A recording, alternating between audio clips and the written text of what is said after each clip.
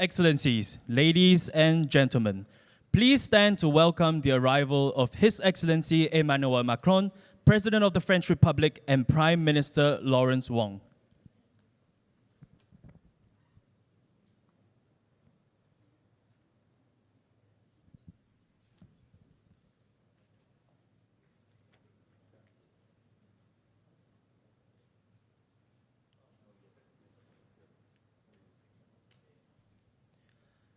Distinguished guests, please be seated.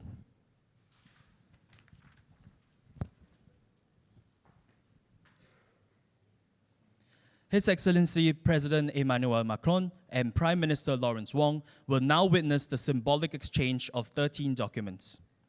We will now exchange the following set of documents: the France-Singapore General Security Agreement and the terms of reference of the Senior Officials Dialogue between the National Security Coordination Secretariat and the France General Secretariat for Defense and National Security. May I now invite His Excellency Jean-Noël Barrot, Minister for Europe and Foreign Affairs, and Mr. K. Shanmugam, Coordinating Minister for National Security and Minister for Home Affairs, to exchange the documents.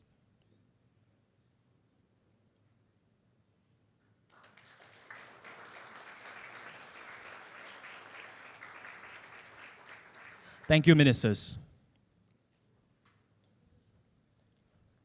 We will now exchange the next set of documents: the Declaration of Intent on Enhanced Defense Cooperation, Letter of Intent on Defense Artificial Intelligence Cooperation, and the amendment to the Administrative Arrangement on Defense Technology Cooperation between the Ministry of Defense and the France Ministry for Armed Forces.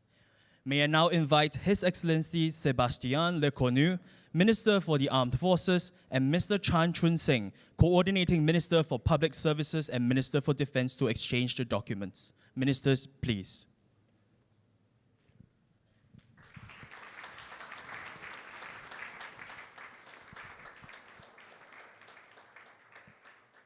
Thank you, Ministers. We will now exchange the next set of documents: the Cooperation Agreement between the Government of Singapore and the Government of the French Republic for the development of peaceful users of nuclear energy, the MOU between the National Environment Agency and the France Authority for Nuclear Safety and Radiation Protection, and the Declaration of Intent in matters of cooperation in technical and vocational education and training between the Ministry of Education and the France Ministry for National Education, Higher Education and Research. May I now invite His Excellency Jean-Noël Barrot, Minister for Europe and Foreign Affairs, and Dr. Vivian Balakrishnan, Minister for Foreign Affairs, to exchange the documents. Ministers, please.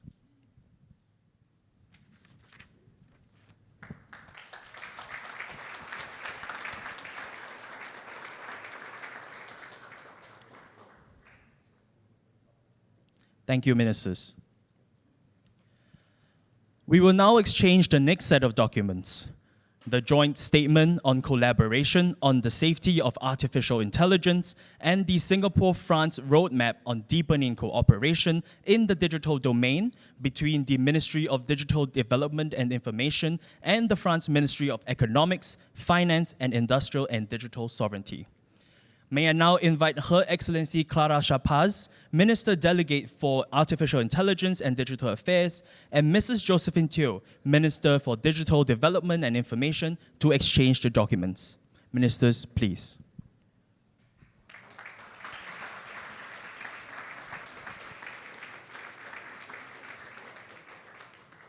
Thank you, Ministers.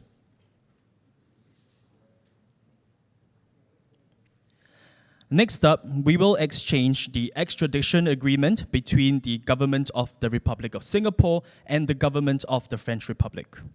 May I now invite His Excellency Jean-Noël Barrot, Minister for Europe and Foreign Affairs, and Mr. Edwin Tong, Minister for Law and Second Minister for Home Affairs, to exchange the documents.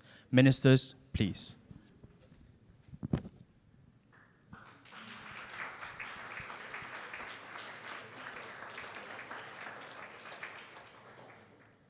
Thank you, Ministers.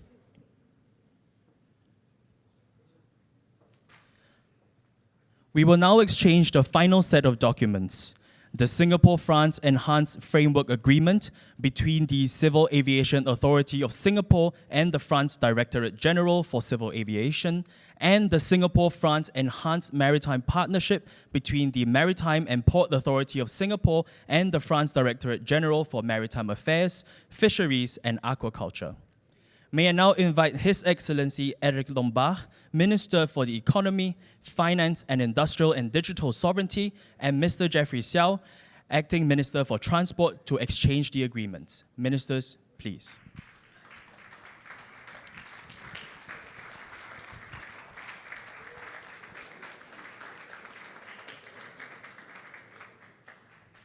Thank you, Ministers.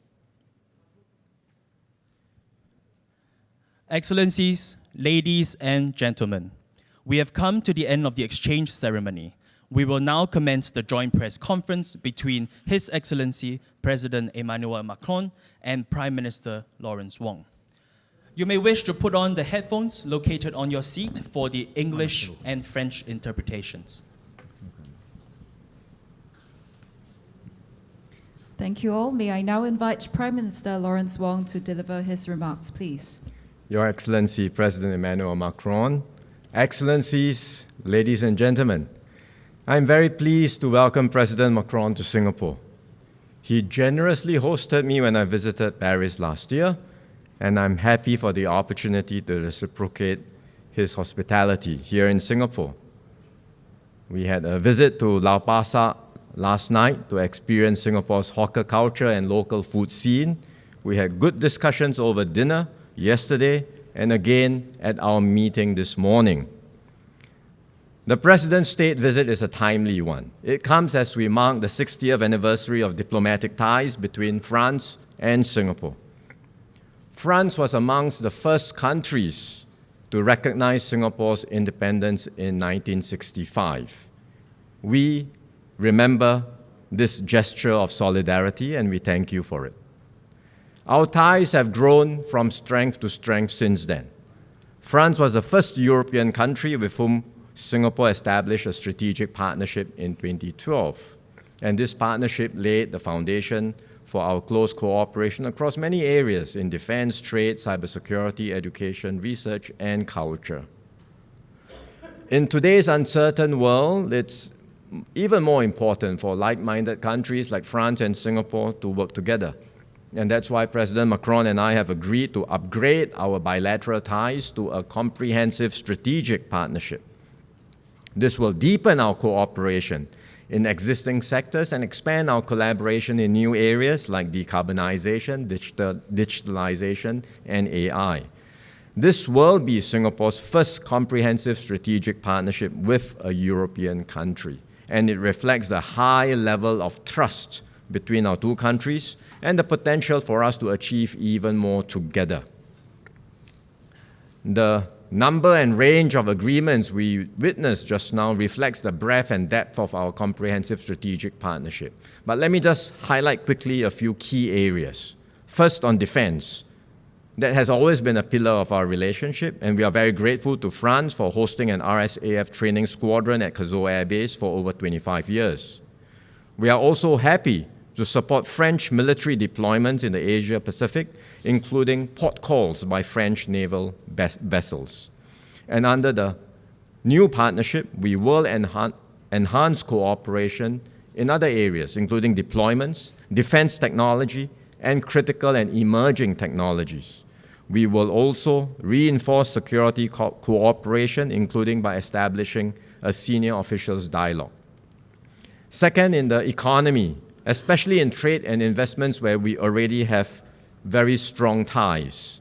Under the CSP, we will do even more to boost economic cooperation and increase connectivity, such as by leveraging on the France-Singapore Digital and Green Partnership and our two new agreements on aviation and maritime transport.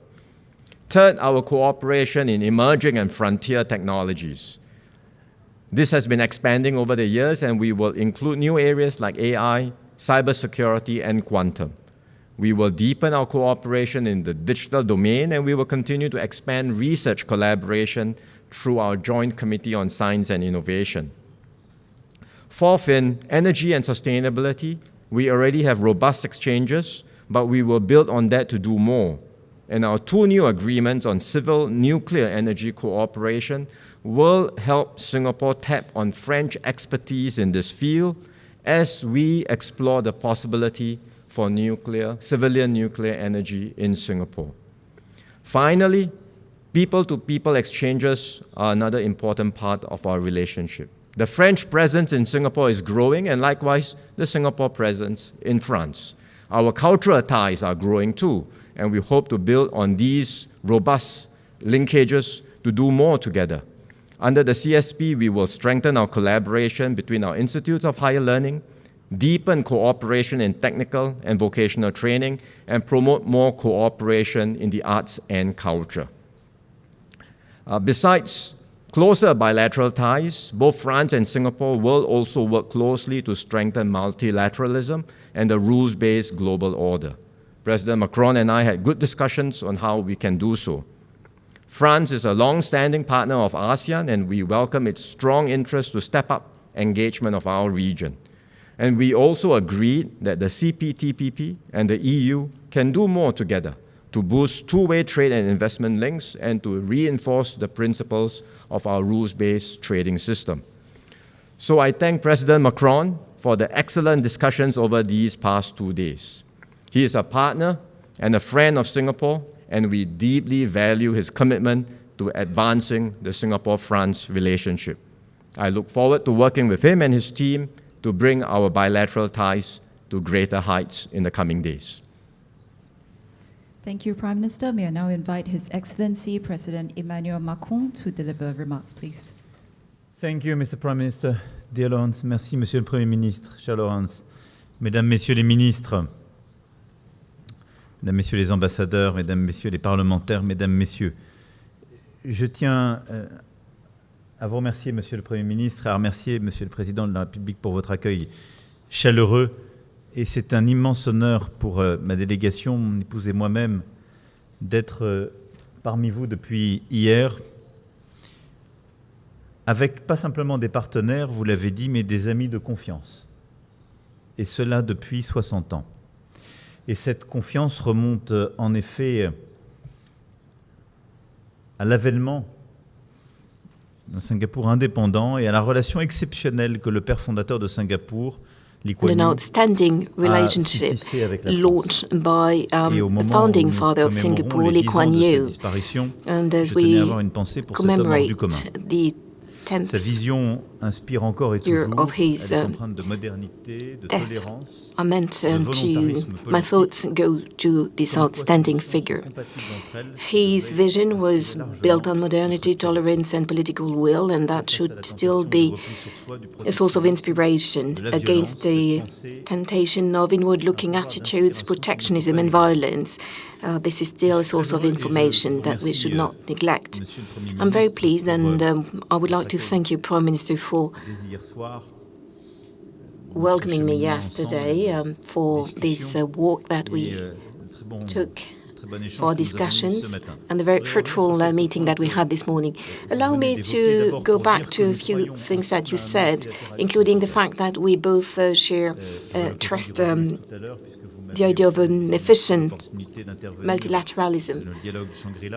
We will go back to these issues within the context of the Shangri-La dialogue, but let me say how much there is a community of views between Singapore and France on this. First of all, we're very grateful for the stance you've taken from the very beginning of the war in Ukraine by taking measures against Russia, by supporting Ukraine.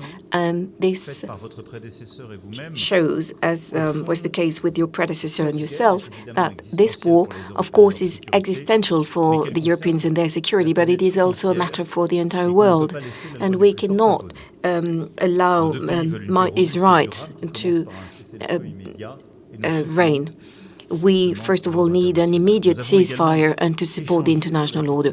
Of course, we also talked about the situation in the Middle East. At the moment, it is imperative that the Palestinian people be able to benefit from humanitarian aid, but we are also convinced that there is a way to robust and lasting peace that guarantees security for all Israelis and Palestinians, and such is the purpose of the process we'd like to launch on the recognition of a Palestinian state with preconditions that are described over the past few days, and I could answer questions on that. As a country of the Indo-Pacific region, France also stands by Singapore to remind of the importance of the respect of international law in the region, in particular when it comes to the freedom of navigation, without which there would be no trade and accordingly no prosperity. And while Singapore is participating in the G20 as an observer, and given that France will be chairing the G7 next year, we would like to strengthen international partnerships, advance the reform of international financial institutions, and the Pact for the Prosperity of People and the Planet, which we launched in 2023 and which Singapore joined, very much embodies this ambition, which is that no country shall have to choose between tackling poverty and tackling climate change. This multilateral action is rooted in what is now a global strategic partnership, like you said, that we signed on the occasion of this visit and applies to a broad range of sectors. We'll be cooperating regarding the civil nuclear energy to contribute to the development of Singapore's expertise. We'll share our skills when it comes to decarbonated energy and electric connectivity, such is the purpose of the Asian Power Grid. And there are also some major projects we've just signed to contribute to the decarbonation of the energy of Singapore. This is what we're also aiming at doing in the space industry, the cyber sector, and others. Will reinforce our cooperation in the air sector as well, with the new project for the Singapore airport, a leading airport, global airport. And like you said, Prime Minister, we're so proud of that we've had since 1998 the trust of Singapore to train your pilots. And I'll have in mind, of course, this project in the air sector, but we can also provide some maritime capacity, and we are having some intensive discussions on intelligence, artificial intelligence, and in the field of intelligence as well. I will not comment all the agreements that are being signed. Of course, you mentioned the importance of cultural ties and people-to-people relationships. We will be signing some further agreements this afternoon. They're in the hands of CEOs and representatives of investors. And this global strategic partnership indeed embodies our attachment to sovereignty, and Temasek committed to coming to France, and they did last year, and we will be meeting some other business leaders and investors this afternoon, and I also would like to intensify reciprocal investments.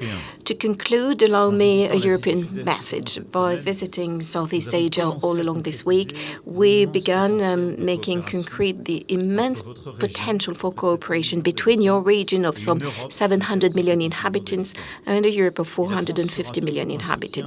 And France will always support the efforts of the European Union, aiming at strengthening the links with the countries of ASEAN, in particular in the economic field with new trade agreements.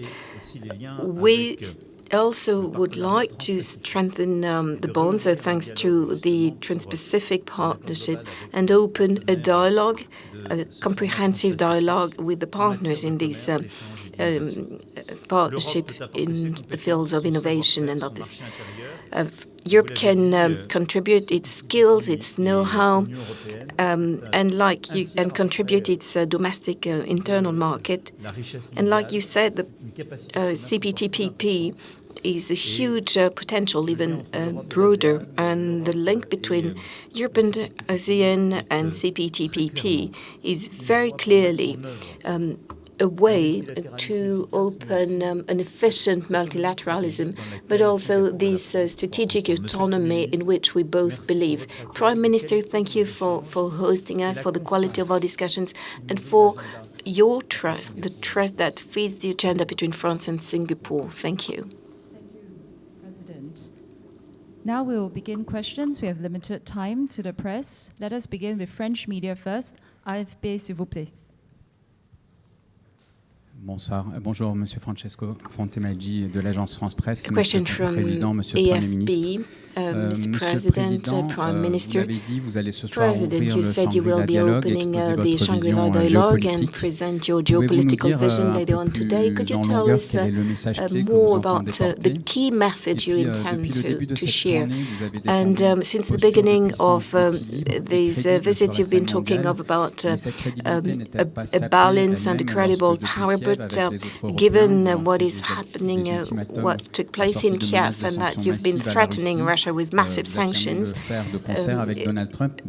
you said you were doing this with the United States of Donald Trump, but so far we haven't seen much as a consequence. Thank you very much. Well, I'm here first and foremost to say that France is a stakeholder in the Indo-Pacific region. We have more than 1 million fellow citizens in the region. We have a presence, a strategic and military presence, 8,000 military staff in the region, and we also contribute to joint drills, and we intensified all of that over the past few years. Since 2018, we've launched an Indo-Pacific strategy. We turned it into a European one, and it means that there is a third possible path. It's neither submission nor conflict with China, but it is about complying with international law and the interest of all of the regions, powers in the region. I believe this is a very powerful leverage to align with many countries of ASEAN, and we fully acknowledge the centrality of ASEAN and of the whole region. And as a matter of fact, France has increased the number of its partnerships with many countries in the Indo-Pacific region, from Indonesia to India, the United Arab Emirates. We opened up to our Rafale and submarine offers. And over these past 60 years, we have connections with Singapore. We're training Singapore's pilots, but we also have a diplomatic, economic agenda, innovation in artificial intelligence and sustainable development for all of that with the region. So the world is more and more uncertain, and the rules of the game are sometimes challenged by the more powerful countries. But we believe that we can share the same reading, understanding of the world, but also act together. And we believe this is a structuring element. I do not think that what happened in Kiev or after is a matter of credibility for the Europeans. I think it is a credibility test for the Americans. We, the Europeans, have had the same coherent approach for 3 years. We're sanctioning Russia, we're supporting Ukraine, and we do not want any escalation leading to a third world war. We built this coalition of the willing since February, and rightly so, and that's very coherent with what I just said about the Indo-Pacific region. We want to do more. And as a matter of fact, we want to tell the Ukrainians, we're supporting you, we want to build a sustainable, a lasting peace for you. In Kyiv, a few weeks ago, together with Prime Minister Starmer, Chancellor Merz, and Prime Minister Tusk, and together with the Coalition of the Willing, by way of a video conference, we said we're supporting the American initiative of an unconditional 30-day ceasefire on land, in the air, and at sea. And it's been, in March, agreed upon by President Zelensky, and we stand ready to work together for a lasting and robust peace and offer Ukraine with the necessary guarantees. And we, the Europeans, also stand ready to contribute to sanctions that would deter Russia if Russia failed to come to the negotiation table, and if Russia didn't bring any credible ceasefire proposal. But what we've seen over the past few weeks is show that Russia is not ready. And I note that President Trump over the past few days very much condemned the strikes led by Russia. And I recently talked to President Trump, who expressed his impatience. So the question is, what do we do now? We stand ready, and we're waiting two answers. Confirmation by Russia, either that it's not ready for peace, or a clear push in that direction, and depending on the answer from Russia, a renewal of the American commitment as expressed in Kyiv. The Europeans are constant and reliable, and I do not see any weakness in that. And I think the same credibility and reliability comes from our partners in the Indo-Pacific. We stick to open trade cooperation and compliance with the rules.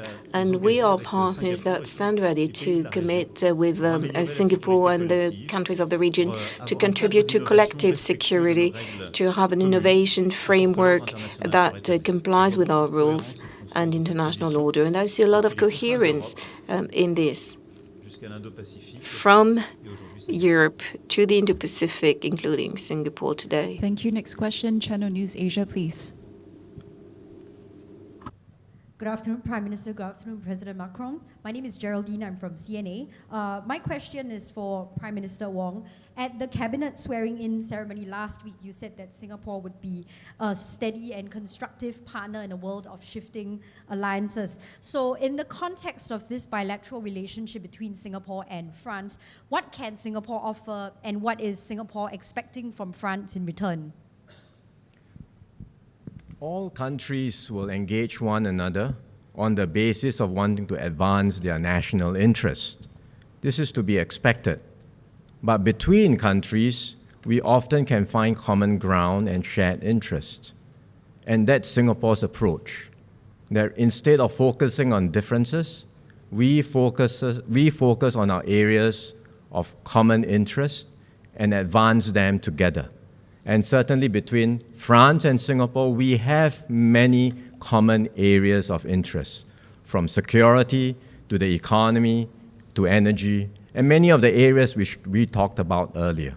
So what Singapore will bring to the table as a constructive partner is that we will always be a steadfast supporter to advance these areas of shared interest together in order to achieve win-win outcomes for both sides. And the agreements we signed just now attest to that. The deep and significant levels of trust that has been established between both countries at the leadership level, across the officials, and even at the people-to-people level attest to that we will always be reliable, credible, and a steadfast partner to France and to other partners as well in thinking of ways in which we can achieve win-win outcomes. Between France and Singapore, I think there is another important area where there is shared interest, which is that we both believe deeply in multilateralism and a rules-based global order. We know that this global order is shifting. What we have seen before in the decades past is starting to change. No one knows what the new order will be in the coming years' time, so we are in a period of transition. And in this period of transition, it's important that like-minded countries work together to put in place the outlines and the pillars of a new order that will ensure stability and continued shared prosperity for countries around the world. That's what France and Singapore are doing. And we are doing it not just bilaterally, but we are also working through some of the initiatives we discussed just now, for example, enhancing EU-ASEAN partnership, strengthening the links or potentially forging a new partnership between the EU and the CPTPP. These are significant moves which I believe will help to further emphasize the principles of free trade, of the rules-based trading system, and will ensure that we are able to put in place the new pillars of multilateralism that will eventually emerge in the years to come. Thank you. Next question, TF Ang, LCE.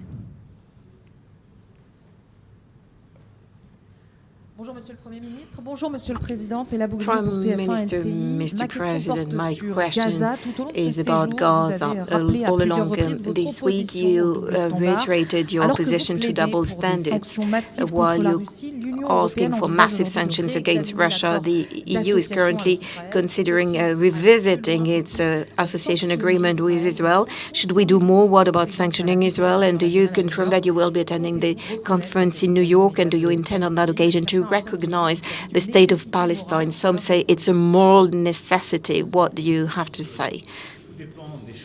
Thank you very much. All will depend on the choices to be made by the government of Israel in the coming days, and it is very clear today that we cannot allow the situation to continue. The humanitarian blockade which is prevailing today means that the situation is unbearable on the ground. A few weeks ago, I went to the border together with President Sisi, and I could see the situation for the wounded,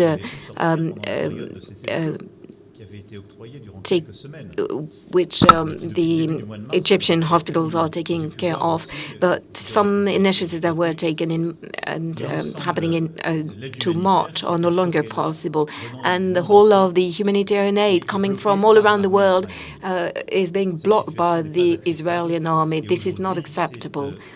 And today, we need to provide water, food, medication. We need to allow those wounded to exit Gaza. And unless there is a proper humanitarian solution in the coming hours and days, of course, we will have to strengthen our diplomatic position, stance. And of course, it's also about respecting human rights, and we may have to apply sanctions, just like we did on an individual basis against some Israeli settlers who targeted civilians on occupied Palestinian territories. But I still have hope that the Israeli government will change and allow humanitarian aid. And indeed, France will contribute to putting together this conference in New York in June, and I had a very important discussion with the Prime Minister here and our cooperation in the context of this conference. I also had a very fruitful discussion with President Prabowo of Indonesia, who made public his position a few days ago. And it's very important because he said that when Israel recognizes Palestine, Indonesia will recognize Israel, which is not the case. And what we're building and will be working on in the coming weeks is, of course, a political answer to the crisis. And yes, it is a necessity, because today, beyond the humanitarian tragedy, what is at stake is the very possibility of having a Palestinian state that is being challenged, and we can see that some are trying to make it impossible. So what we're defending is a political outcome to the situation. There is the Hamas terrorist attack on the 7th of October, which France condemned. And of course, Israel has a legitimate right to defend itself against Hamas, which is a terrorist group. We are still fighting for all the hostages to be set free, but there cannot be only a security answer. It also shall be a political answer. So freeing the hostages, the demilitarization of Hamas, reforming the Palestinian Authority, with ending up with a Palestinian government that recognizes Israel. This is the only outcome for the security of all. And it's the only way to find peace for the region. It's not only a moral duty, but a political necessity. And anyone who cares about the right of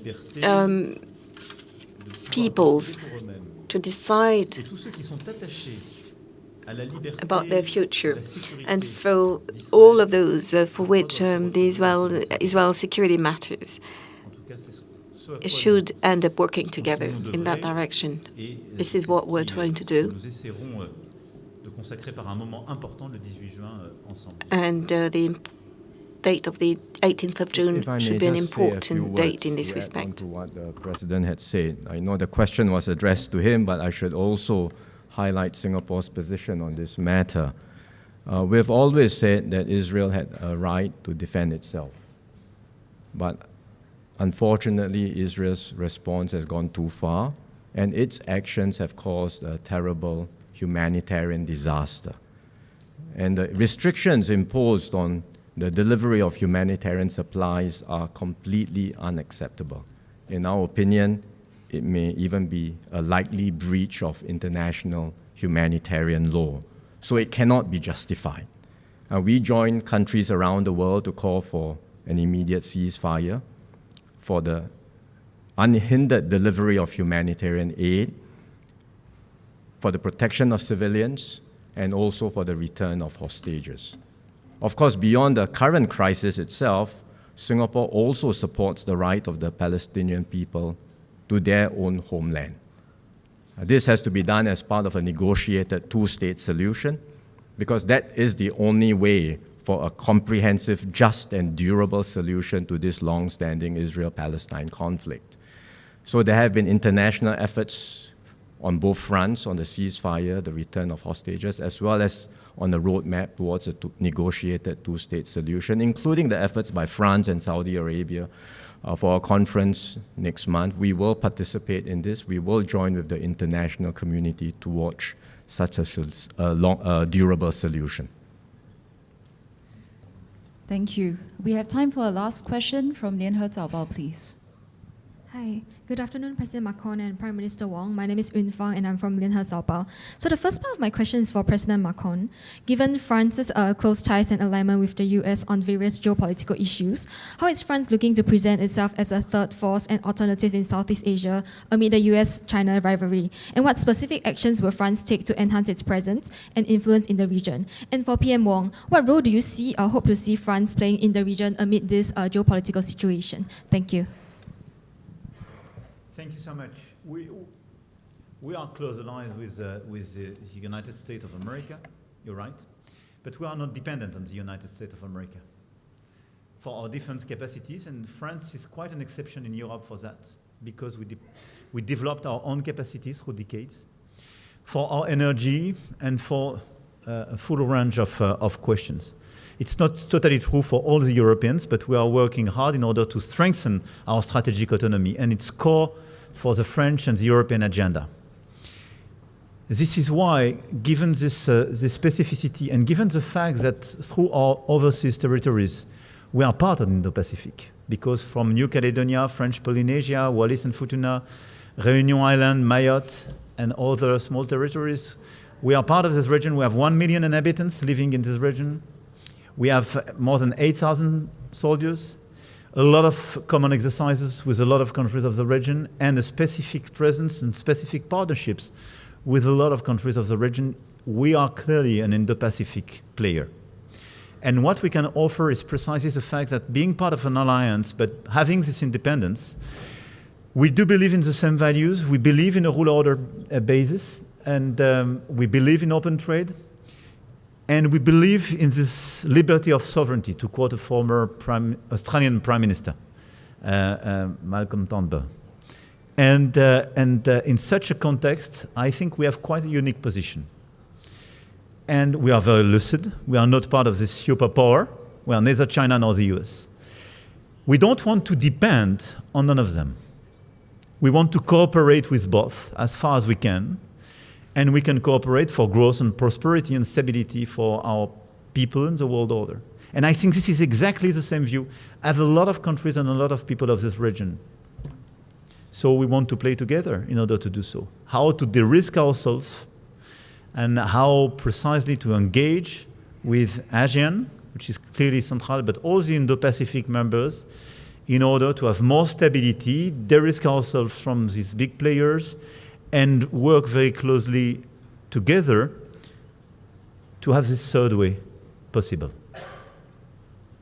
Well, Singapore and ASEAN's view is that we want to have an open and inclusive region in Asia.